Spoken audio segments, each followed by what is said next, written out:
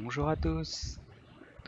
Aujourd'hui on se retrouve sur les hauteurs d'Ambérieu-en-Bugey, sur un site qui a été occupé dès la fin de l'Empire romain, mais surtout sur les ruines d'un château fort qui a été construit fin XIe siècle, début XIIe siècle, par les sires de Coligny. C'est parti. Comme vous l'avez vu juste avant, c'est un château qui est situé sur un promontoire, ce qui lui a conféré une situation stratégique importante. Ça l'a pas empêché de subir plusieurs sièges. Il y a toute l'histoire des sièges successifs du château sur des planches informatives autour du château, très intéressantes. Et donc ce château est passé dans les mains des sires de Coligny, puis des sires de la Tour du Pin, par la dernière branche des dauphins de Viennois, puis des comtes de Savoie, et enfin des rois de France en 1601. Ici on arrive près de la première tour, la tour sud-est. Si vous faites attention, il y a des pierres qui sont encore plus claires, qui seraient a priori des traces de reprise de la tour, consécutivement au siège de 1321. Elle formerait donc un demi-cercle de 7 mètres. Elle fait 2,30 m pour l'épaisseur des murs, et a priori à l'origine elle faisait 15 mètres de haut. On va maintenant se diriger vers la seconde tour de la muraille est. La voici donc. Vous voyez que c'est aussi un édifice assez important. Je vais essayer de vous la montrer au mieux, mais comme j'ai le soleil en pleine face, c'est pas simple. Voilà, sans le contre-jour, il en reste un morceau assez énorme. Et maintenant, on va se diriger vers le château en lui-même. Juste avant, je vous remontre un peu la vue. Vous pouvez apprécier le fait qu'on est vraiment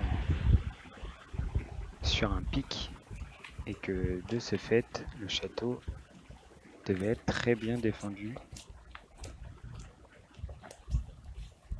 Il était vraiment en hauteur des villages qui sont en dessous.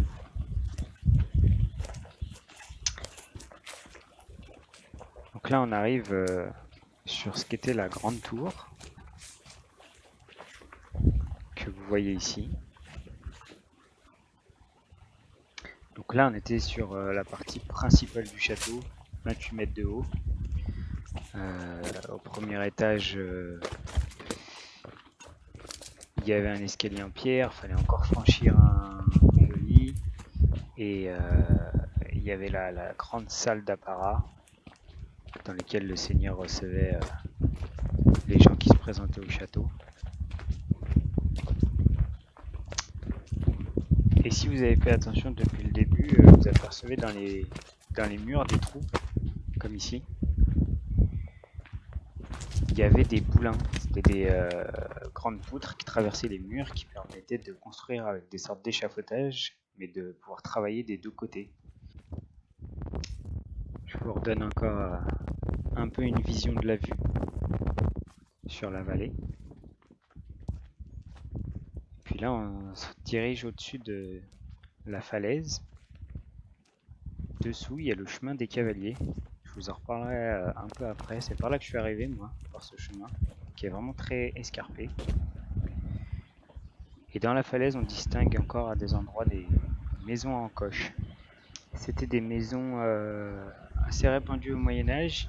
En fait, on creusait dans la montagne, dans la colline, pour y faire des habitations, avec une porte qui donnait sur la rue inférieure, sur le devant, au rez-de-chaussée. Peu de fenêtres, de petite taille, et à l'étage on stockait les récoltes, le foin, ça faisait de l'isolation dans les périodes froides. Et on pouvait accéder à la partie grain par la rue du dessus. Donc là, je suis sur le chemin des cavaliers. Vous voyez, c'est super escarpé. Je vous en parlais tout à l'heure. C'était le chemin qui était réservé aux nobles et aux seigneurs, et en l'empruntant, les assaillants devaient franchir un chemin qui faisait une courbe. Du coup, ça les obligeait à présenter leur côté droit aux défenseurs, et le côté droit qui n'était pas protégé par leur bouclier, puisque au Moyen-Âge, on tenait l'arme de la main droite, c'était interdit d'être gaucher. C'était le principe de l'adextrement. Du coup, là, vous voyez, je suis en train de monter doucement avec le virage vers la porte ogivale que vous voyez devant moi. Je présente toutes mes faiblesses au château. Vous pouvez apprécier cette porte qui est magnifique, mais dont je n'ai plus la vidéo détaillée que j'ai perdue dans mon téléphone.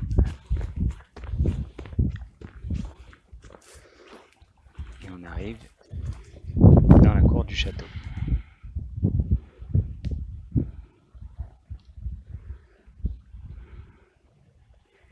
La porte ogivale. Et le promontoire où je vous ai pris la vue tout à l'heure. Donc on est ici dans la cour intérieure. Ici il y a encore des fouilles en cours. Et là, devant vous, il y avait la chapelle. Et là-bas au fond, la grande tour. On va essayer de se rapprocher de la chapelle.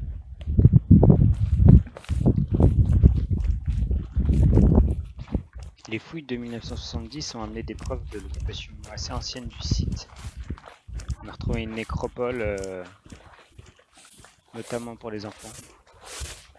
Et donc si vous avez vu là dans le mur, on distingue une fenêtre voûtée qui pouvait servir d'archère. Là où il y a les arbres qui poussent à l'intérieur, à cet endroit-là. Et puis on va continuer de monter un peu vers le chantier. Donc les ruines du château sont entretenues par les Amis de Saint-Germain et de son château, qui est une association de loi 1901, et donc qui permet la restauration, la mise en valeur, qui propose des visites guidées.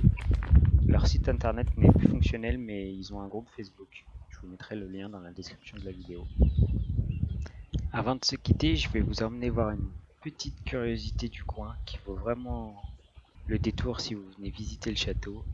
Il faut passer au lac bleu. Voici le fameux lac bleu. Au départ, je pensais vous en toucher juste 2 mots à la fin de cette vidéo.